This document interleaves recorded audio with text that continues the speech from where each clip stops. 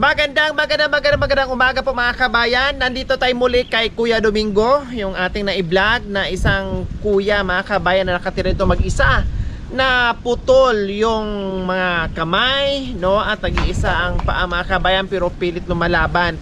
So, nandito tayo ngayon para i-surprise natin sa kanya mga kabayan. Kailang yung ating surprise mga kabayan ay wala siya dito.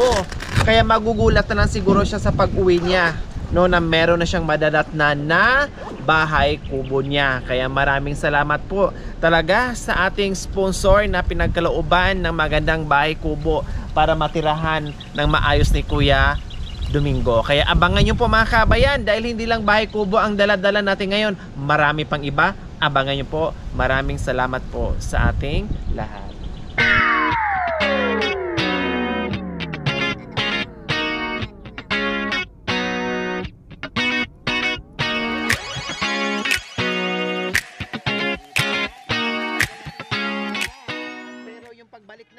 So ayan po mga kabayan, si Kuya Domingo pauwi na, no? Hindi natin alam kung saan galing.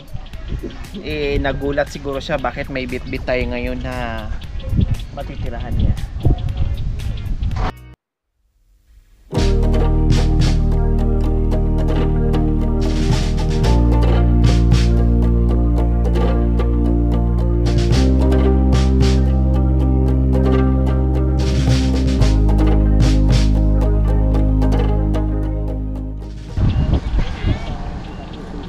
Hello, Kuya Domingo. Good morning. Saan kayo galing? Ha? O, kumusta kayo? Nandito kami. At pagdating namin wala kayo. Akala namin umuwi na kayo doon sa magulang nyo. Ha? Hindi pala.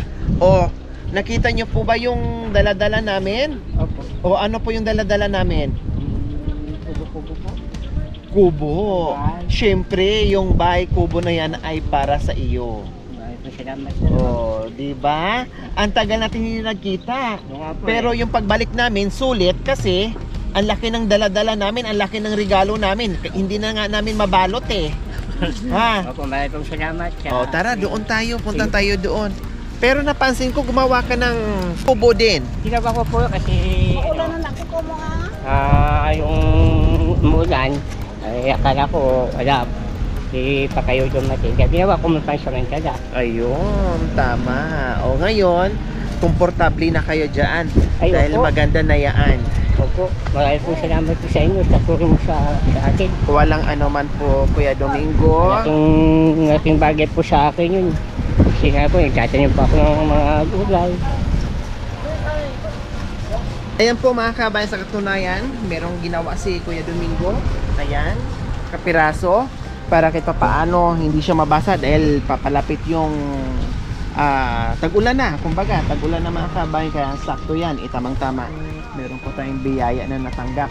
Na syempre, nagagaling po sa ating sponsor, no? Ate Cynthia Adunga and Kuya Rocky Adunga. Ayan, and Ma'am LM Blessings from God. Maraming salamat po sa inyo.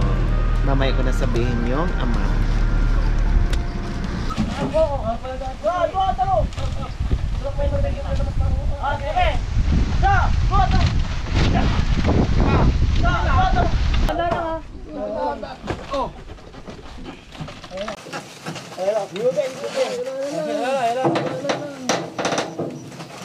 So ayan po mga kabayan, no? Binababa na nila yung bahay kubo ni Kuya Domingo. Napakahirap po pala mga kabayan at buti na lang sumabay. Nakisama yung araw mga kabayan dahil napaka cloudy ngayon dahil dapat nito mga kabayan ay last Saturday pa ito i-deliver, no? Kailang na-extend ng ilang araw dahil may paparating na bagyo sabi, at butin lang kahit papaano ay hindi natuloy yung bagyo. So medyo mahangin nga lang mga kabayan dito sa itaas ng bundok, no? Pero ganun pa man, no, tuloy pa rin po yung ating pag-deliver ng kubo sa araw na ito.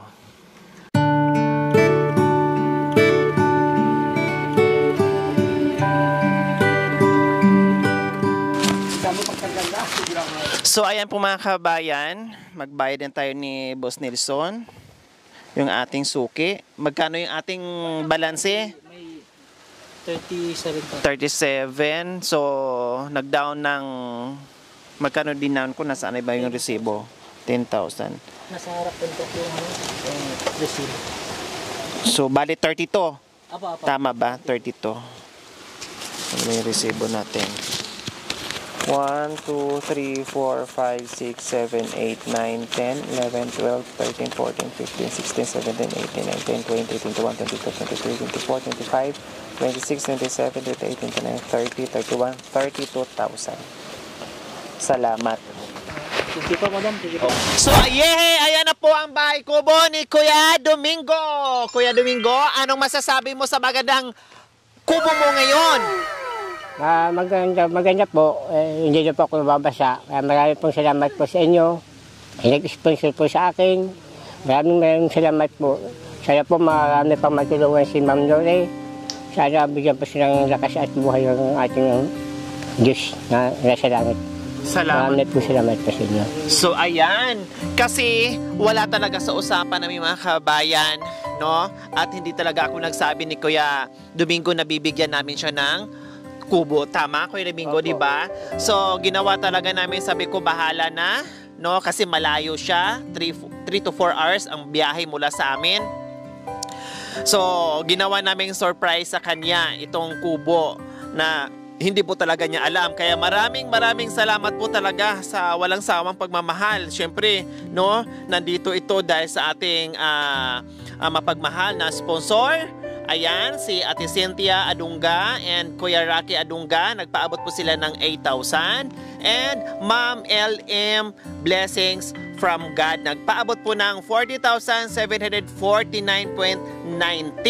So, ayan po. And then, ang request nila, ibili natin ng kubo, no? And then, may mga kagamitan pa tayo dyan. No, tapos yung delivery natin, solar light, lahat-lahat na, kumpleto Ricardo sa mga kabayan. Hindi lang kubo ang bit-bit natin ngayon, kundi marami pang iba. Kaya maraming salamat po talaga sa inyong ginintuang puso. Siyempre, nandito lahat yung mga resibo natin. Ipasa din natin to sa ating mga sponsors kung saan napunta yung kanilang pera. Okay, Kuya Domingo, kumusta naman kayo dito? Asyan po, medyo makakaraos kahit papano. Kahit papano, nakakain din sa araw-araw. Salamat po ulit ako sa inyo, ma'am. Sana po hindi po kayo magsawa tumulong sa mga ngailangan pa. Ayan, salamat po. So, Kuya Domingo, nung unang punta namin dito, talagang luna lang nandiyan, kapiraso. Pero ngayon, meron ka ng kahit papaano, medyo malaki-laki na at may pawid na. Paano po? Sino po ang gumawa niyan? Ako lang po gumawa niya kasi po malapit na pong tag-ulan. Kahit papaano nagawa ko rin po yung dapat gagawin ko dyan sa ano. Sabi ko baka wala pa akong tumulong po sa akin. Kaya ginawa ko po yun. Ayun. So, sumakto naman din po mga kabayan, yung parang ginawa na lang ni Kuya Domingo para pangkusina niya. O, di ba? Sumakto dito sa kubo yung ginawa niya para hindi na siya magsasaing doon sa loob ng kubo niya kasi delikado. Mga light materials po yung mga kabayan. So, sakto po na meron siyang ginawa diyang kapirasong kusina. So, dyan na siya magluluto lahat. So, ang tanong ko, Kuya Domingo, paano niyo po nakakayanan yung paggawa niyan? Na alam naman namin na iisa ang paa. Gawa ko po kayo sa pamamalaan lang po. Nagagawa ko po yun. Tataka nga po sa mga tao rito, bakit nagagawa ko po yung kubo-kubong yun. O, di ba? Hindi lang pala ako yung nagtaka, Kuya Domingo, pati yung mga kapitbahay nyo o yung mga tao nakakita, nagtaka sila kung paano nyo nagawa yan. At flawless yung paggagawa nyo, ha? Pati yung pagpapako dyan. Siyempre, gagamit ka ng malalaking pako at hahawak ka ng martilyo at pati yung pag-aakyat-akyat dyan kasi mataas yan kaysa sa height mo, pero nabuo nyo. Ganun pa man, ibig sabihin, hindi man kayo binigyan ng kompleto na may mga paa, kamay, pero binigyan kayo ng kompletong talento na yung hindi ka panipaniwalang magawa mo pero nagagawa mo dahil sa iyong talento, Kuya Domingo. O, di ba, Kuya Domingo? Ngayon na hindi mo inasahan, ito na ngayon. Ito na ngayon yung biyaya na para sa'yo. At hindi lang yan, Kuya Domingo, aabangan mo pa dahil marami pa kaming surprise sa inyo. So ayan po mga kabayan, yung mga bagong gamit ni Kuya at yung mga groceries niya.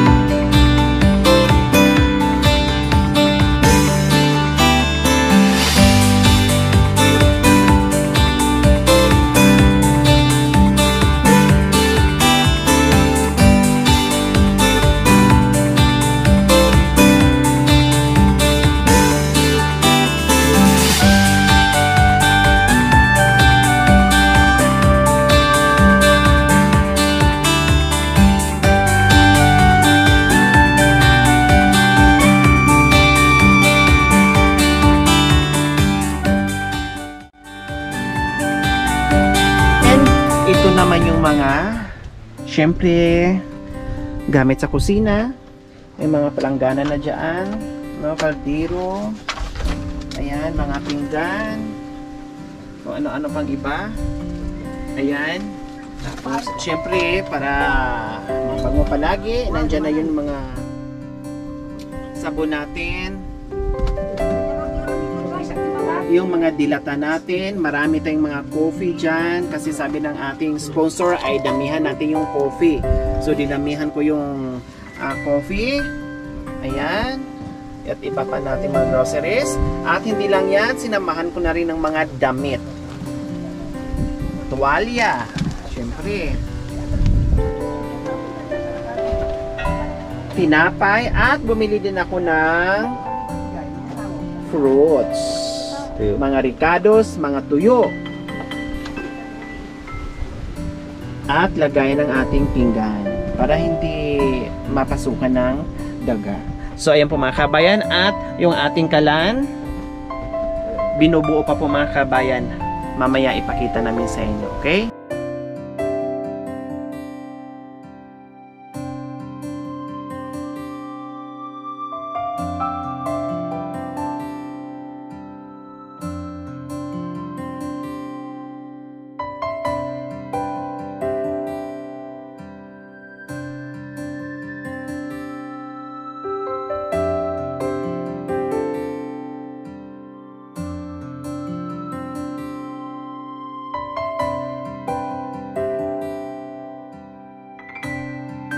So ayan Kuya Domingo, ano ba ang may problema pa ba kayong iniisip na nandito na lahat sa inyo na ibigay na namin sa inyo? Ano pa ba ang problema ni Kuya Domingo?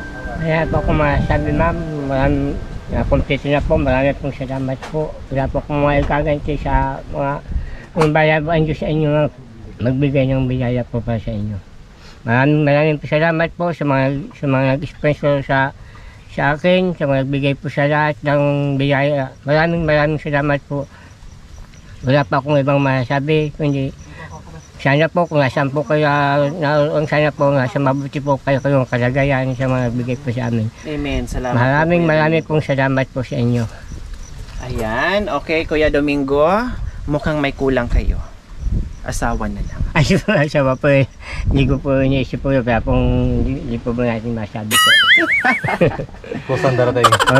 Basta nakahanda na dyan yung unan, dalawa ang binili ko. Opo. Ngayon kung walang darating na asawa, yakapin nyo na lang yung unan. Maraming pong salamat po ma'am. Sana po mabigyan pa mo yung ibang nangangailangan po sa lahat ng Pilipino. Ayan, maraming salamat. Siyempre, no, napakagandang mensahe ni Kuya Domingo. Sabi niya, kung saan man kayo naroroon, sana nasa mabuting kalagayan kayo. Yes, siyempre, pagdasal natin, no, yung mga taong kahit hindi natin sila kaano-ano, kahit hindi natin sila nakikita personally, pero nandiyan yung puso nila sa mga kababayan natin na handang tumulong. Kaya maraming salamat. Nawa ay safe tayo palagi lahat, no? Para maipagpatuloy natin yung ating munting adhikain, para marami pa tayong matutulungan, hindi lang si Kuya Domingo, kundi marami pang iba na hindi natin natutuklasan na balang araw ay mapapuntahan din natin sila. Ngunit hindi man natin mapuntahan lahat mga kabayan sa abot ng ating makakaya, no? Kasama yung ating Panginoong Diyos at yung ating mga sponsors, naku po, gagawin natin, no? Siyempre magpapasalamat tayo muli Ate Cynthia Adunga and Kuya Rocky Adunga, nagpaabot po ng 8,000. Ma'am LM Blessings from God, nagpaabot po ng 40,749.19 plus yung 22,000 1.50. So sumatotal po lahat po total ng nalikom natin para maibili natin lahat mga kabayan ay 70,750.69. So may natira po dito na 3,104.88. Ito yung magiging cash ni Kuya Domingo na kahit papaano ay meron siyang dudukutin. Kung ano pa yung iba or maubos itong binigay natin sa kanya ay meron siyang madudukot. Masave muna niya yung 3,000 plus. So ito 1,000 Kuya Domingo, 2,000, 3,000, 120 kasi wala na tayong barya. So ayan. So 3,120 Kuya Domingo. Maraming pong salamat po, ma'am. Pwede niyong itabi, marami at matagal pa itong maubos sa inyo. So pag wala na, so mayroong kayong dudukutin. Maraming pong salamat po sa inyo. Walang anuman po Kuya Domingo. Muli, maraming salamat sa inyo nito ang puso. Nawa ipagpalain pa po tayo ng Panginoong Diyos araw-araw. Nawa ibigyan po kayo ng kalakasan ng katawan sa araw-araw. Nawa ibigyan po kayo ng mahabang buhay pang sa ganon. Marami pa tayong matulungan na gaya sumakit. Sa liblib na lugar, may nakatirang isang lalaki na wala itong mga kamay. Siya po ay si Kuya Domingo. Ngunit siya ay namuhay ng marangal at patuloy lumalaban sa kabila ng kanyang kapansanan.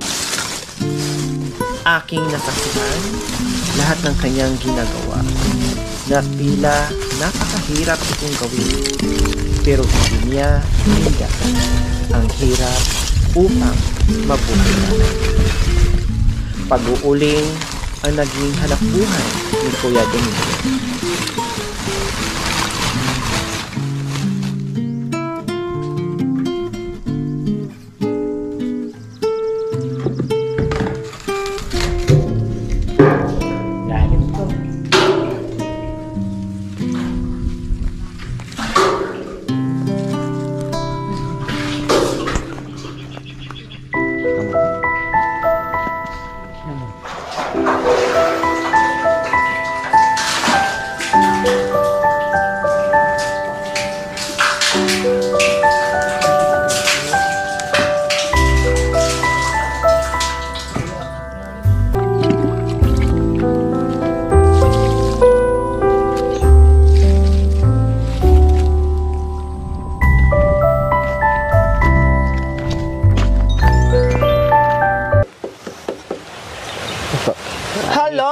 Good morning!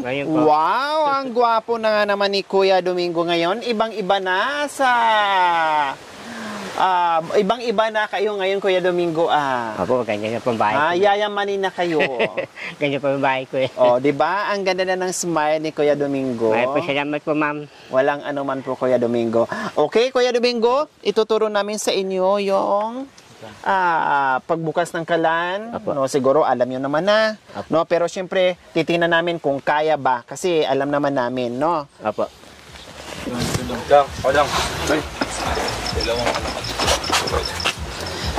So kaya niyo pong pihitin, Kuya Domingo? Opo, kaya po. Kayang-kaya po. Opo. Ayan, so napihit ni Kuya Domingo. And then pag open po, paano po?